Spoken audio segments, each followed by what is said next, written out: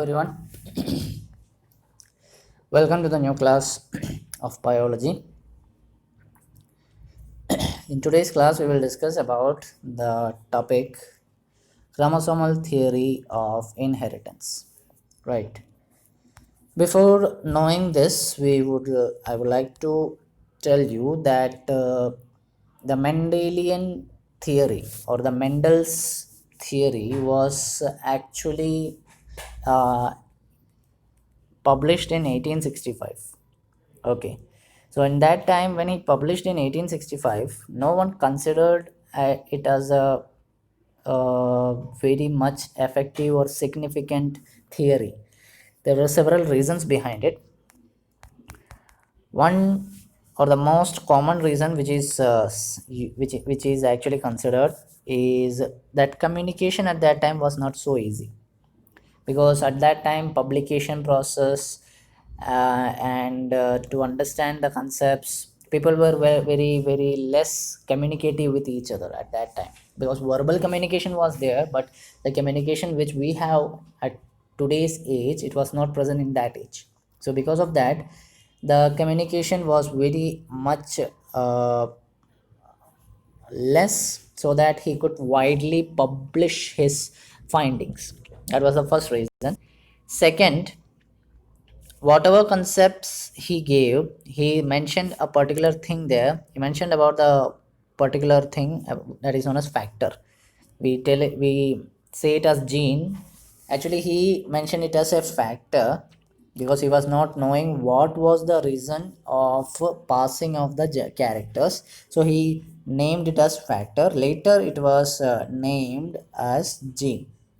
So this concept of factor used in the expression of a character or a trait, and it is always found in pairs, actually was not accepted by the science world at that time, because they thought it to be very less effective to understand at that time, and the explanation was not, and they were not satisfied with the explanation what he had mentioned. So that was the second reason. The use of the thing or his concept of factor was not well established at that time. Third, Mendel actually used a mathematical concept to explain whatever the thing he had done. We had seen the use of Punnett square, we had used the ratio methodology, but at that time scientists or the biologists were not at all aware about this mathematical approach to solve such generation by generation conduction of process, or to understand the methodology or the inheritance process one generation after a generation. It was a mathematics was used there, but at that time people were not aware about that. So scientists did not accept it very well. They did not give it an approval, because they were not understanding how the mathematics can be used in such way. And last but not the least, he also did not or could not provide any physical proof that the term factor is actually present. He said yes, factor or what we say as gene are present in pairs, and because of the paired genes, what can be said, the existence of character occurs in an organism, but there was no physical proof for that. So these are the four reasons considered to be as the failure of Mendel's findings uh, to be taken significantly at that time. So these are the main reasons. Now what happened at that time, I told you it was in 1865 that his findings were published, but it was not very well accepted. Later in 1900, in the year 1900, three scientists from different countries found out that whatever Mendel's publishment had done in 1865, it was totally true, and all these three scientists did work independently, separately. They did not work together. They worked separately. They were of different countries. They were from different countries actually. The three scientists were Eric von Schermach, Carl Carl Correns, I had made you mention about him. He was the one who explained the concept of incomplete dominance. And the third scientist was De Vries. Hugo De Vries. They were the three scientists who actually uh, rediscovered the Mendelism process. They were the one who actually rediscovered the Mendelism.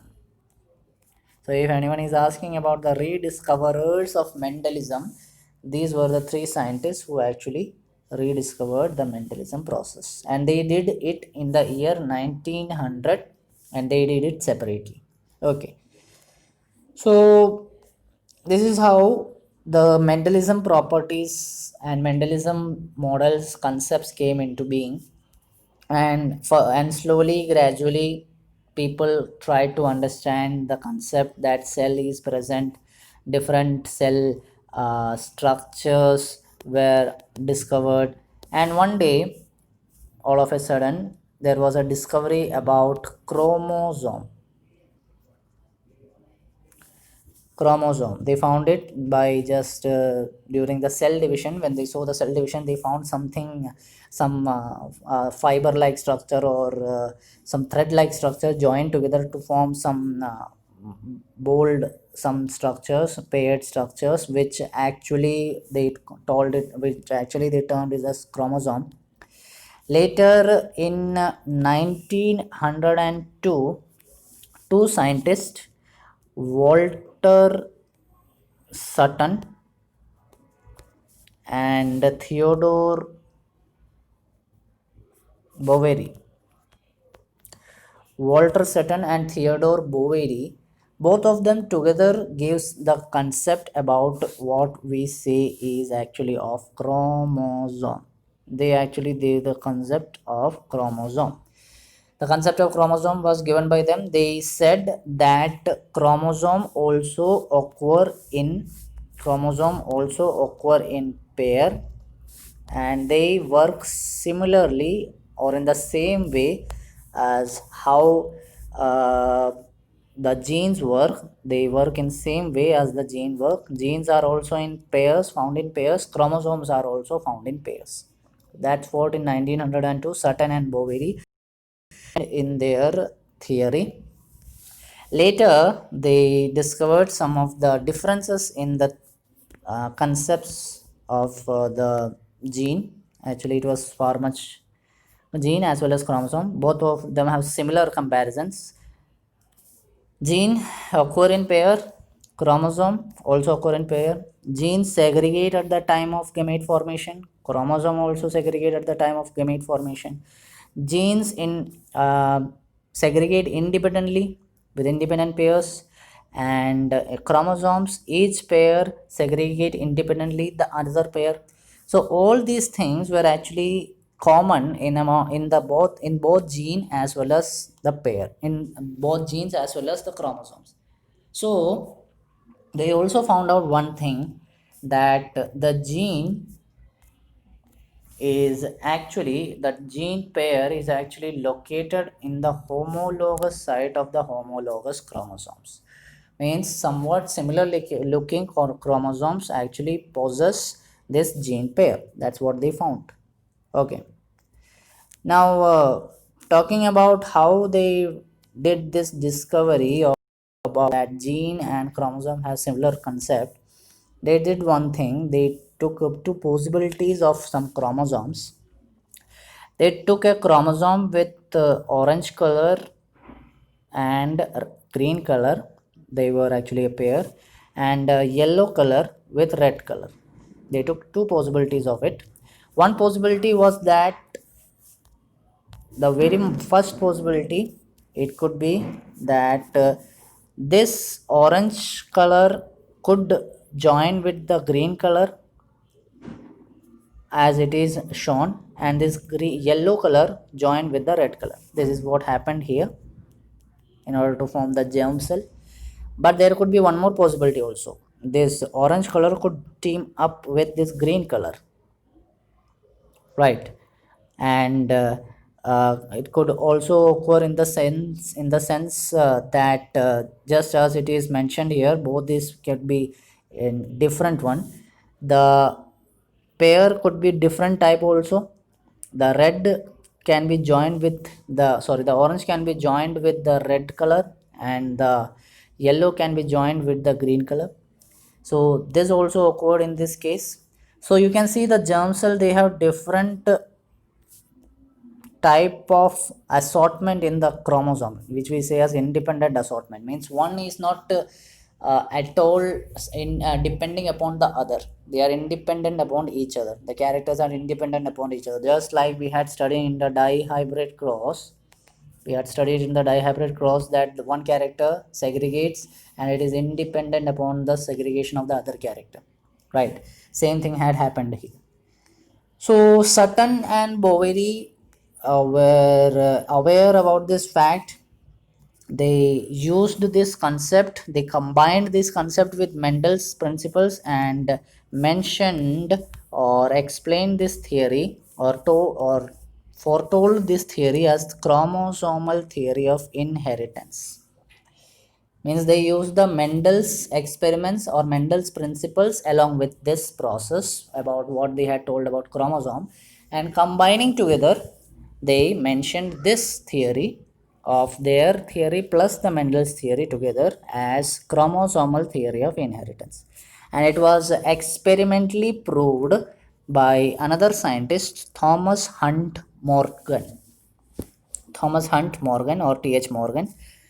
He did experiment upon fruit flies, or scientific name Drosophila melanogaster, on fruit flies.